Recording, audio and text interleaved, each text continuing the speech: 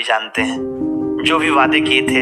मेरा एक बात बड़ा दिल है कहने का, मैंने सुबह सुबह लिखी ये लाइन, मैं आपको सुनाना चाहता हूँ, बताना चाहता हूँ कि अगर प्रेम है ही नहीं, अगर प्रेम है ही नहीं तो वादों की क्या कीमत। अगर प्रेम है ही नहीं तो वादों की क्या कीमत। और जब प्रेम है ही है, जब प्रेम है ही तो वादों की क्या जरूरत। और जब प्रेम है ही है, जब प्रेम है ही तो वादों की क्या जरूरत, क्योंकि वो वादे भी निभ जाएंगे, क्योंकि प्रेम में वो वादे भी निभ जाएंगे जो किए ही नहीं, और वो वादे भी टूट जाएंगे जब तुम रहे ही नहीं। आज प्रॉमिस डे है, देखिए मैंने फिर से कहा कि वादा, प्रेम में वादे की क्या जरूरत। प्रेम में तो वो वादे भी निभा दिए जाते हैं जो किए ही नहीं। इस पे मैंने एक शायरी बोली है बहुत स्टार्टिंग में, बहुत सुंदर सी, जब आप क्लास एंड करेंगे तो आप कहेगा उसको, मजा आएगा आपको, और अपने व्हाट्सएप स्टेटस पे लगा लीजिएगा आज, क्योंकि सुबह से ही प्रेशर होगा आपके पास। एक्चुअली जनरली वादे भी वही मांगते हैं कि तुम कभी छोड़ के तो नहीं जाओगे जो खुद ही 1-2 साल बाद छोड़ जाते हैं। वादे भी कभी ना जाओगे छोड़कर वही लोग मांगते हैं जो खुद 1-2 साल बाद छोड़ जाते हैं। कमाल की बात है जी, प्रेम की बड़ी खूबसूरत सी बात है कि जो ये कहते हैं कि तुम्हारे बिना जीवन क्या ही है, वो कल को किसी और के साथ बेहतर जीवन बिता रहे होते हैं, और उनकी उसके बाद कुछ महीनों बाद ही फोटो ऐसे आई होती है, ऐसे हाथ पकड़ा होता है और मेहंदी लगी होती है हाथों पे, और फेसबुक पर डीपी देखता है जब लड़का टूट जाता है पूरी तरीके से, अंदर से संभाल नहीं पाता अपने आप को, उसे याद आती है वो सब चीजें कि ऐसा कहा गया था कि तुम्हारे बिना तो जिंदगी कुछ भी नहीं है, तुम हो तो सब है, तुम्हारे बिना कुछ भी नहीं है।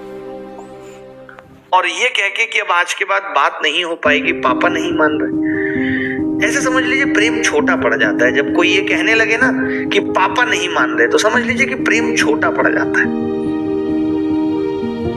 उस वक्त लड़का बड़ा परेशान हो जाता है, और वही लड़का जब फिर लड़की के घर जाके कोशिश करता है कि किसी तरीके से बात करूं, जबकि वो इस बात को नहीं समझ पाता कि लड़की का ही अगर सपोर्ट नहीं मिल रहा, जिसको हम जीतना चाहते हैं वो ही हार गया हमसे, वही हमसे अपोजिशन टीम में चला गया, तो कैसे जीतेंगे सोचिए, और क्या ही रह जाएगा फिर जीतने को।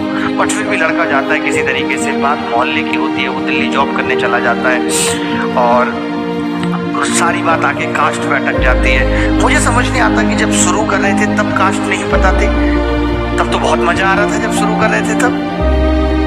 अब अंत इतना बुरा कि पापा नहीं मान रहे और कास्ट की बात है, पापा का कहने बस सरकारी नौकरी नहीं है। अरे सरकारी नौकरी तो हमारे पास 7वीं क्लास में भी नहीं थी जब तुमने कहा था कि तुम में एक अलग बात है, तब तो तुमने वो अलग बात कह के हमें चुन लिया था। आवाज छोड़ने के लिए सरकारी नौकरी बीच में आ गई, बताइए।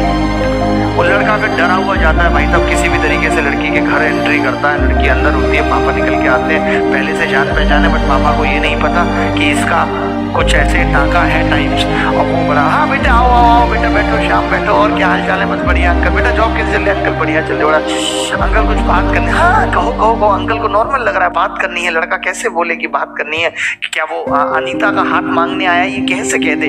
ऊपर से वो अंकल ने कहानी शुरू कर दी, बेटा मैं तो बस तुम्हें फोन करने वाला ही था, बताने वाला था अनीता के लिए एक लड़का देखा है और 1-2 महीने में शादी हो जाएगी, और अभी जो है रोका हो गया है। अब लड़के की आंखें भाई सब फूल रही हैं, रोका हो गया, हमें तो ये बात रोक के बताई नहीं गई थी कि रोका हो गया है। लड़के का भाई खड़ा है क्योंकि उसको पहले से ही शक था इस आदमी पे कि कुछ कर रहा है। अंकल मैं बस कहना चाहता हूँ, बहुत हिम्मत करके वो आदमी कैसे कहे इतना सब होने के बाद,